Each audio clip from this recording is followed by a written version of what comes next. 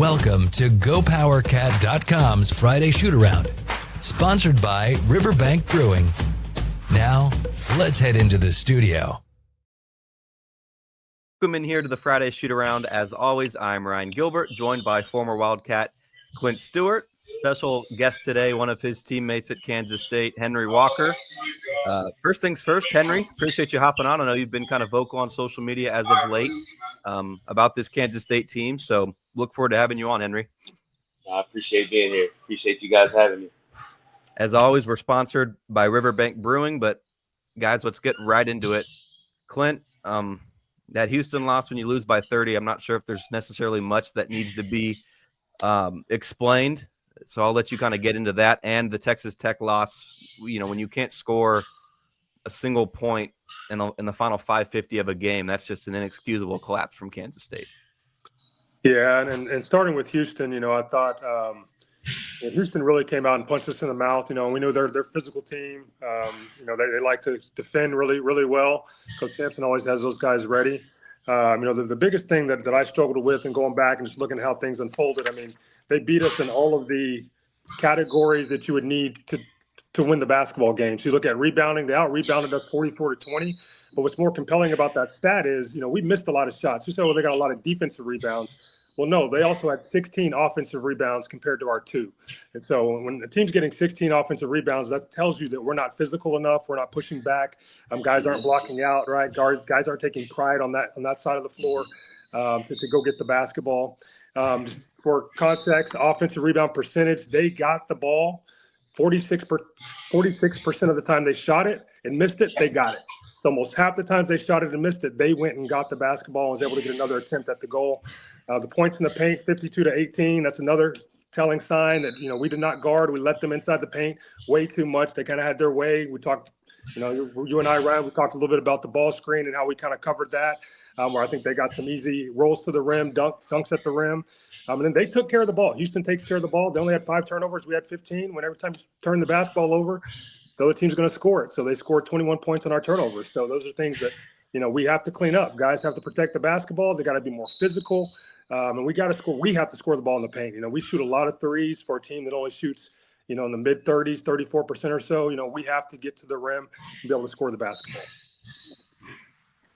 Henry, at 7-9, just how disheartening is it to see your program playing the way that it's playing right now, and just the state of the overall NIL, you name it, the way college basketball is in general? We talked earlier, and it's a thing of pride. Like when I chose to come to K-State and get ingratiated with the program and the people around the community, I looked up the history of the university, the great players that came before me. So I took pride in, going in, putting that jersey on and going to work every day. All right. We had leaders in the locker room, right? So you can imagine, all the young guys that we had, and we had Clint leading the way. Now, Clint wasn't a highly verbal type of person, right? But if he saw that we weren't on task, that's out the window. You understand what I'm saying? He's going to make sure we get on course. He showed us the example of how you go to work every day. You don't miss weight room. You don't miss class. When we're in practice, you practice hard as you can. You pay attention in film. You're locked in. So these are the things that I'm seeing right now that we don't have. We don't have that guy that's out there to lead. It can't always be the coach. You understand what I'm saying? He creates the culture, but he cannot be the person to implement. You got to have somebody out there that's a coach on the floor. We don't have that. Secondly, we do not play hard enough. And I told you earlier, these guys are getting paid to play basketball. It's a different world now. That intensity that you have does not match the pay that you're getting. If you're out here in the real world and you're working any regular job and you come with that effort and you come with the ability that you're showing that you can't do the job, you're getting cut. You're getting fired. All right? These guys are getting paid to go out here and perform. And this isn't even about skill. Like Clint referred to earlier, we're getting beat on the glass. We're letting people get to the middle of the floor. Right? That's toughness. That's heart. That's dedication. That's will. That's desire. That's something that you have to want to do. We come up under the tutelage of a Frank Martin, and trust and believe, we had the bubble on the rim. So some days there weren't makes. They're war games. You got to rebound to win, right? So understand the physicality that we're coming into the game with. We're trying to bend you to our will. We definitely are going to be attacking that paint, attacking those defensive boards. We're not trying to give up any offensive boards. I just don't see that desire out of these guys, man. And at 7-9, where we lost 3 in a row, like, where's the fight? Where's the heart? Like, then we complain about the fans are talking crazy. Yeah, because they've seen it at a high level plenty of times. You can't cheat these fans. They've seen it. They've seen what a team is inspired, and they go out there and they play hard and they work hard and they play together. A team that wants to be together. We got a lot of breakdowns on pick and rolls, and that's a telling thing to me, just as a coach and as a player, that we don't communicate well on defense. We got 2 guys running to the ball on a pick and roll, and we're leaving the guy. We're not communicating at all. We got guys diving to the rim. Nobody's checking that rim runner. They're just lobbing the ball up, hanging off the rim. That's not the game that I'm used to seeing from my Kansas State brothers, bro. And it's unacceptable. And then it doesn't get any easier, right? And you see a team like Houston, you see the way that they play defense up the line. They force you to play a certain type of way. You play how they want you to play, right? We haven't got that mindset yet. And it's resulting in losses. Going off of what, Henry's mentioning, Clint, there is no real true bona fide leader on this team. I know some guys have stepped up. But when you're not in a program for multiple years, David Gasson is really the only meaningful player that's been in this program for an extended amount of time. I think moving forward, the door's open for your guy, David Castillo, to maybe turn into that leader. How challenging is it to turn things around when there isn't a veteran leader in that locker room?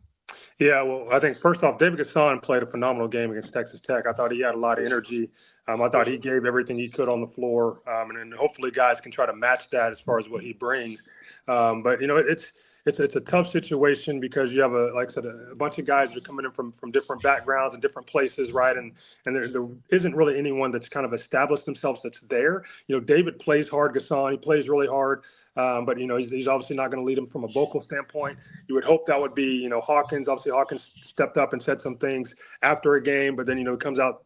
Obviously last game, and they're even in the last few seconds of the game, kind of hangs his head, puts his head down, doesn't try to foul as Coach Tang is yelling foul, foul, foul, and so those are the things that make it tough. So for a young guy like David Castillo, it is an opportunity, for him to step up and try to step up into that role. But you also have to know you have older guys, that should fill that role that maybe they're not. And so it's still kind of a give and take on, trying to be vocal and trying to get guys to follow you when you're a young guy and you're trying to learn yourself, right? I mean, first time playing college basketball, the physicality, the speed, how Coach Tang wants you to play, and especially as a point guard, where you're going to have the ball in your hands every single time and trying to run plays.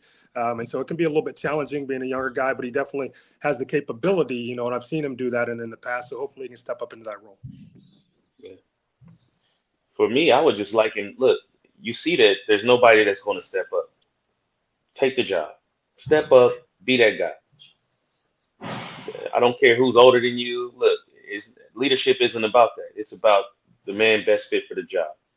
And I know that you understand that, Clint, because that's what you were for us, right? You were a guy that had navigated. You knew the ups and downs of the game. For instance, if there's a dead ball, you're calling guys together. Hey, look, we haven't got the ball inside 3 trips. We need to change the flow of the game here. Hey, we need to get 3 stops in a row, try to get this game back together. There's nobody out there really inspiring the troops. I don't see it. And that's the thing it's hard to watch. It doesn't look good, man. Henry, I know you've said that, Clint, obviously anybody that's watched the shoot around knows how you feel about this coaching staff and the strengths that you see in them. Henry, I know you share the same thoughts with year one going to the Elite Eight. They're obviously a good staff.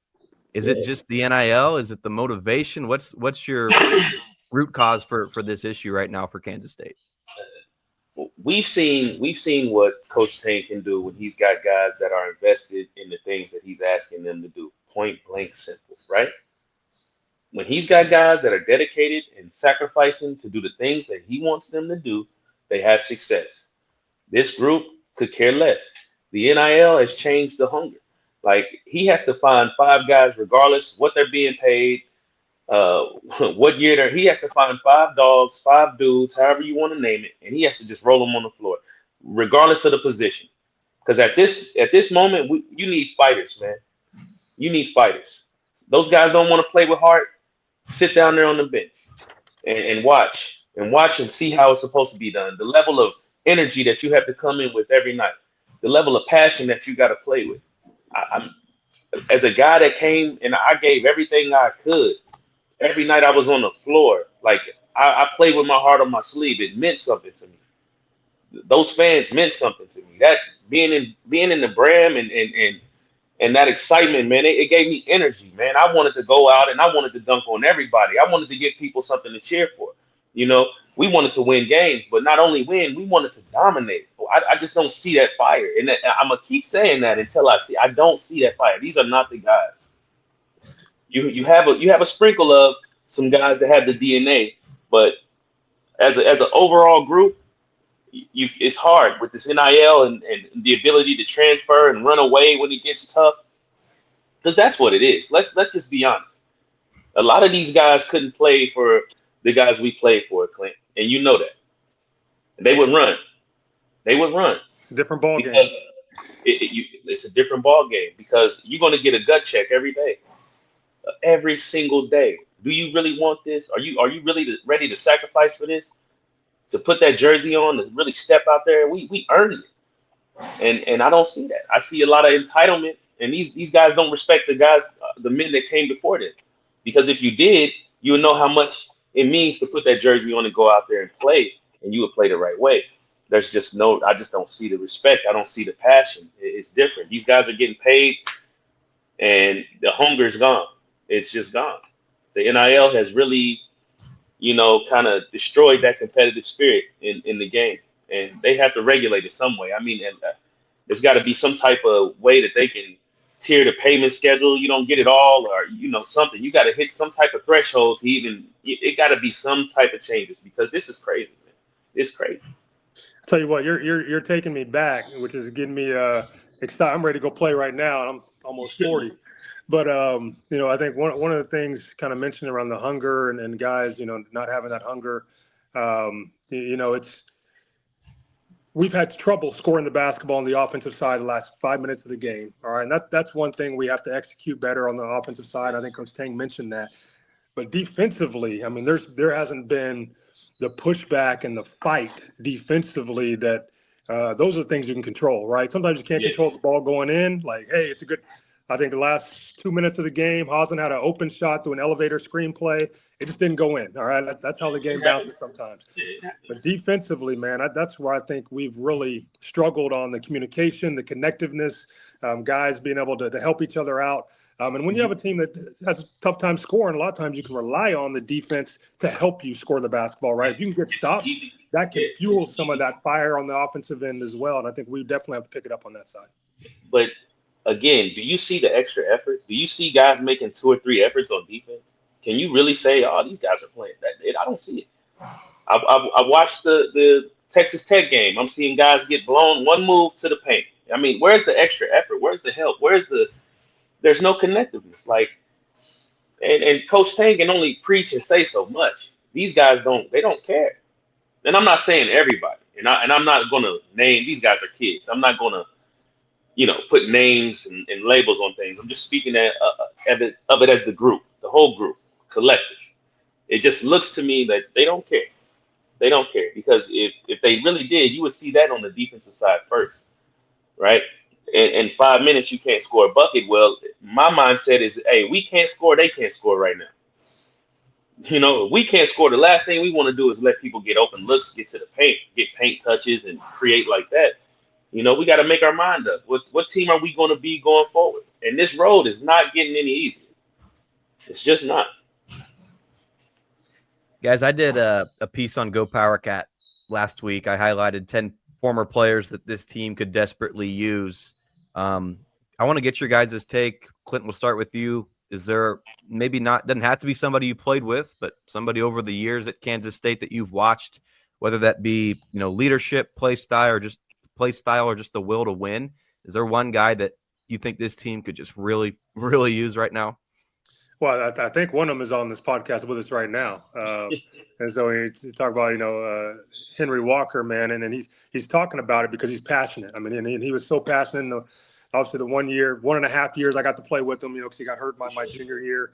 But when he came onto the team, obviously there's a lot of hype around who he was and what he did at the high school level.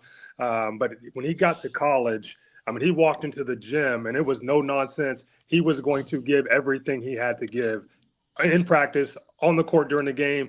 He was going to talk about it. He was going to let you know he was there to play, and that was it, right? It didn't matter who was across from us, whether it's KU, Baylor, Texas Tech. He's walked on the court and he's going to be talking in their ear and say, "Yeah, I'm here to play. Let's go." And then whatever ends, however the game ends, it ends. But I'm here to play, and I'm not going to back down. I think that's what he's so passionate about right now, because we don't see that from several of the guys, of just like stepping out there and giving everything that they have on the court, no matter who it is. It doesn't matter if it's KU. It doesn't matter if it's Mississippi Valley State. It doesn't matter, right? You have a name across your chest, a name across your back that you're playing for, right? And every single time you step out there, you have to bring that fire, that intensity, that desire, that will, that drive to do the right thing, to play as hard as you can, to give everything you have for the fans that paid their money to come see you play, for your family that paid their money to come see you play, who's happy to see you play. So, like I said, I think one of them is right here on the podcast with us. Henry? For me, man, I mean, other guys I played with, it would be him. It would be Clint. It would be Clint. It would be Jake. It would be Mike. I went to war with those guys, and it wasn't a doubt in my mind, walking down that tunnel out to the court that we weren't going to go out there and sacrifice for each other. It wasn't about just winning. It's about the brotherhood that, like, man, we've been in the trenches together, right? And if somebody beats Clint on a drive, he knows that, hey, I'm gonna step up for you, right? It's that sacrifice that we made for each other. You had a guy like Mike Bees, like, all we would tell Bees is we would lie. Hey, man, dude from this other team, man, he said he gonna lock that up tonight.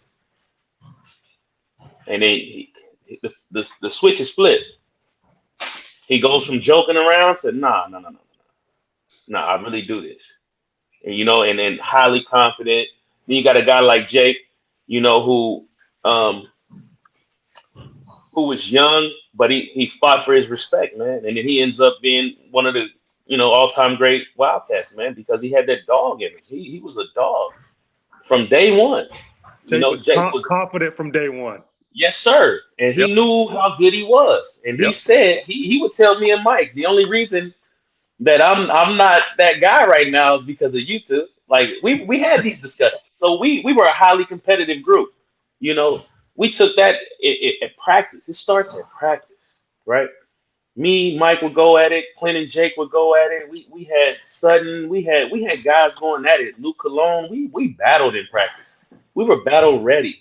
So when we got to the games, the last thing that was going to be questioned was our toughness and our competitive fight. And that's the difference. I think that's just it. And if I had to pick, it would be Clint. Clint right now could go out there, and I know for sure that we wouldn't have the lapses that we have on defense, because you're going to be held accountable. It's going to be every possession. Some timeouts, coach will walk away. Hey, Clint is. Hey, get in here, man. What are we doing? This game is slipping away. This game is slipping away. What are we gonna do? We got to make a move now. Time is slipping from us. Like, I don't see that guy out there, bro. I just don't see a leader. Okay, you coming up on Saturday, Sunflower Showdown, guys. We'll get right into that here after a quick break on the Friday Shoot-Around. It's time to take a break for our sponsors. We'll be back with more from GoPowerCat.com.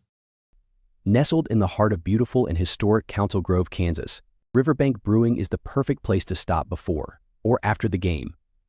Riverbank Brewing, located in downtown Council Grove. Now let's head back to the show for more K-State sports coverage from GoPowerCat.com. There's one player that knows how to win in Allen Fieldhouse.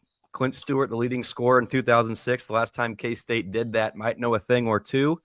One, obviously, Clint, why is it so tough to win at Fog Allen? But number two, what can can this K-State team do to give itself its best chance?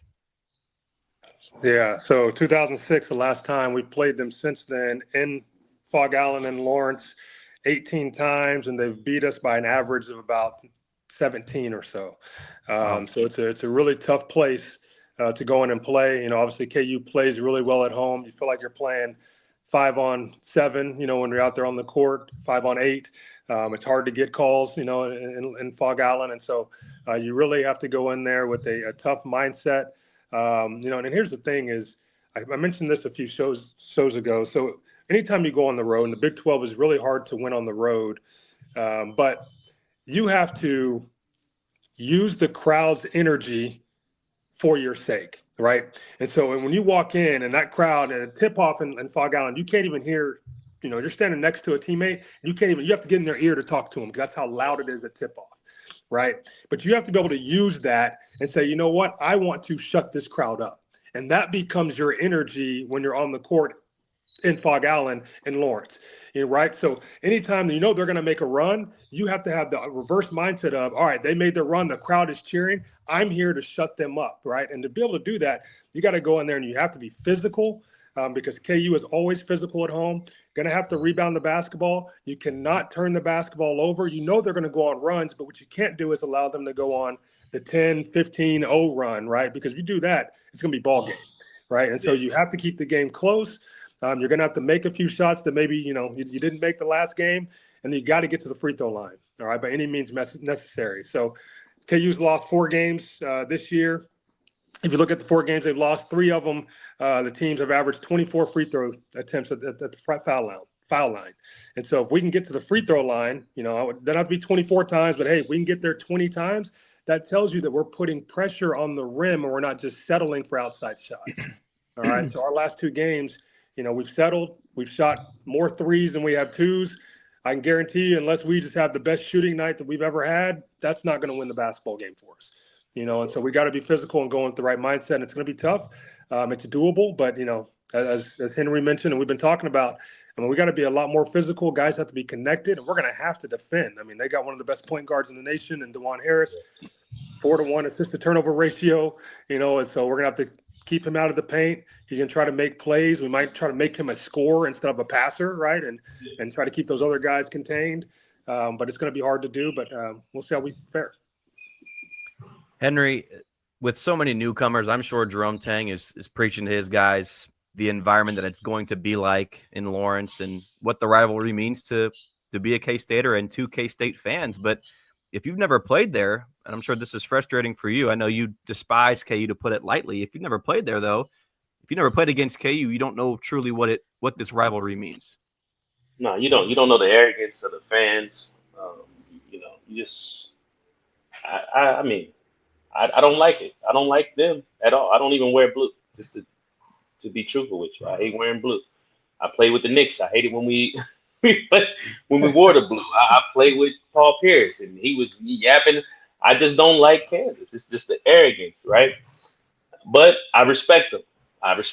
And one thing about them, they're going to come to play, and they're going to try to punk us straight up. They're going to try to dominate us, and we got to be willing to fight. And like Clint said, we have to stop settling for so many threes. We got to force the issue. We got to get to the paint, and we have to make their defense collapse, and then maybe take those type of threes instead of taking contested ones or pull up ones in transition. Right? Let's try to attack the basket, put them on the heels, and then play out of closeouts.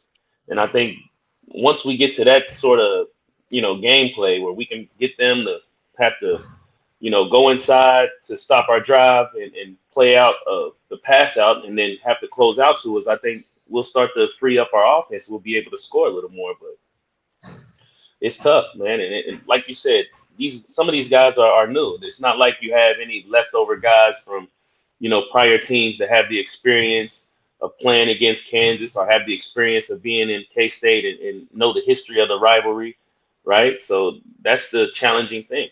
Now it's just new. Everything is new, So probably the only one going in there with the experience of going up against Kansas is Coach Tang. So I mean, it's kind of tough to, create that environment and create that animosity when there's nobody there that's had it. Clint, West Virginia knocked off KU in Lawrence. On Wednesday, KU got blown out on the road to Iowa State. And so there's a blueprint there to beat this team, right? And I know you kind of touched on, turning Harris into a scorer instead of a distributor and stuff like that. But, the blueprint, Clint, is there for Kansas State or any team to beat this Kansas team. This isn't necessarily one of Bill Self's best teams, with all due respect, of course. This isn't his best team. Well, I think the blueprint is there, but I mean, Iowa State is a phenomenal basketball team. They got a lot of guys back, veteran guys back from last year. And West Virginia obviously have a new coach, but they're tough, man. They play tough, and to be able to do it, I mean, you have to be mentally tough. Like, you can't hang your head because you turn the basketball over. You can't, be hung up on a play before. Like, you have to be mentally tough to move on to the next play and have a next play mindset to be able to beat them, whether it's at home or obviously in Lawrence, Kansas. And so that's what I just hope to see. Like, our guys, you're going to make mistakes, right? It's a crazy atmosphere, crazy environment, but use that to keep your head up.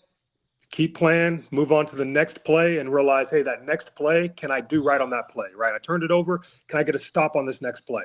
Can we have our rotations right on this next play, right? I missed a shot. Okay, cool. Can I help a teammate out on this next play? Like, that's what it's going to be about. And so if we don't have that, if you see guys hanging their heads because, hey, I missed a block out or I turned the basketball over, it's ball game. I mean, it's just they're going to get it rolling. If they get it rolling, it snowballs really, really quickly.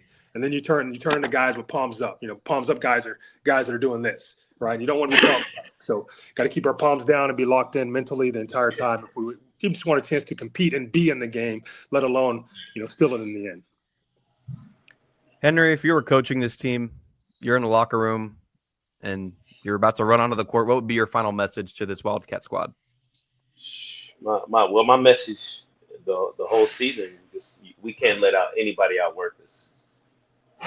It's one thing to get beat. If you beat me because you're more talented than me, then I tip my hat, right? But if you outwork me, then that says something about me personally as an individual, right? It's one thing to not have a skill. Oh, I'm not the best shooter, but for you to beat me from one spot to the next, move earth to move me out of the way, those are physical things that we can control, right? So my thing would be, listen, let's have a mindset of we're going to dominate our space. If we dominate our space and we rebound the ball and we push the ball and we are on the attack and we can get them on their heels, then we have a chance of winning this game. But if we don't, and we show any signs of weakness or any signs of we're not ready to sacrifice, we're going to get beat. And Lawrence Fieldhouse it's a crazy place to play, man. And like Clint said, you're not going to be able to hear anything I'm saying once we get outside anyway, right? So we definitely got to be locked in and focused on the game plan, and we got to stick to it, and we got to keep sticking to it.